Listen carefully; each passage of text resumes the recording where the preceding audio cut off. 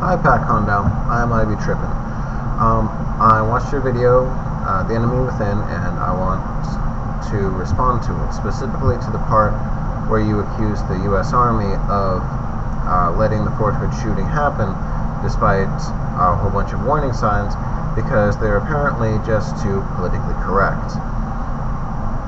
Now, I'm going to link to a couple of articles on the shooting itself by a journalist named Mark Ames, and those articles basically argue that Major Hassan was angry at the army as a whole, not that he was a Muslim extremist. Now, before you go off on the whole, well, you're just a politically correct lefty defending stuff. No, I'm not a politically correct lefty defending Islam, and neither is Mark Ames. There are two things you need to keep in mind as you read Ames' articles. The first thing is that Ames spent 11 years as the editor of one of the most politically incorrect newspapers I've ever come across, The Exile. He took the U.S. government to task, he took a bunch of other governments to task, and he spent an awful lot of time taking the Russian government to task while he was based in Russia, while he was based in Moscow, moreover.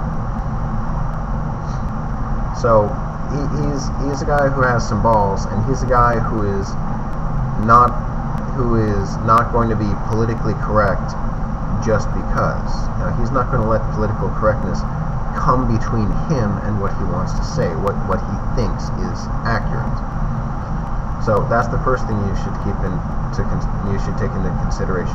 The second thing you should take into consideration is that Mark Ames actually spent some time researching for a book that he wrote and that he published, which is called Going Postal, and it's about workplace shootings in general.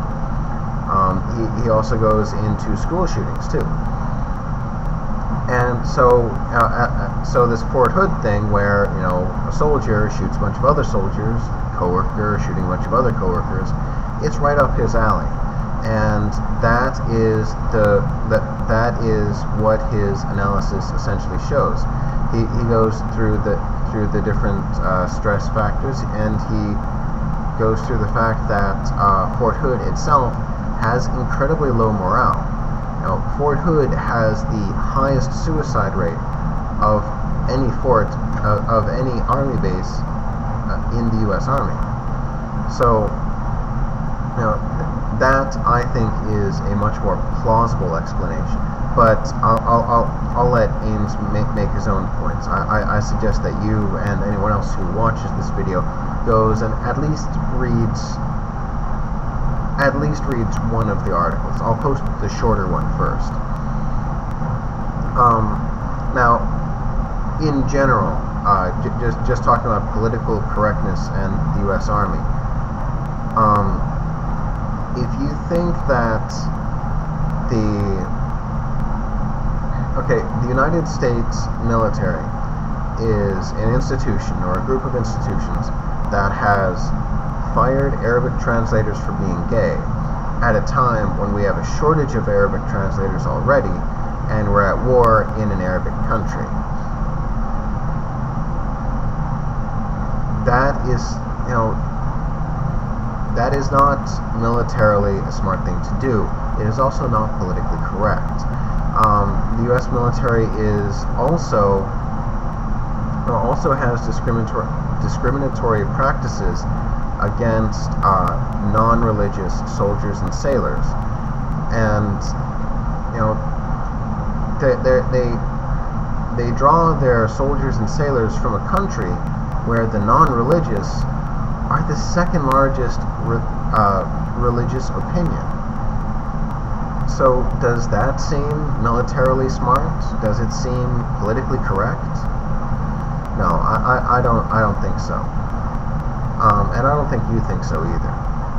So when you have an institution like this, when you have officers like this, officers and commanders who are not willing, who disregard political correctness even when it's the smart thing to do. Do you really think they're going to run to political correctness when it's a stupid thing to do? Do you really think they're going to run to political correctness when it means ignoring something that might cost them or their friends their lives? I don't think so, Pat. I know there are a lot of jokes out there about how soldiers aren't exactly the smartest people in the world, but they're not that stupid. No. Pat, in the future, please check your sources about this, and definitely please read the Mark Ames articles. Anyway, thanks for the video, and I hope you have a good day or good night or whenever you watch this, and I'll see you later.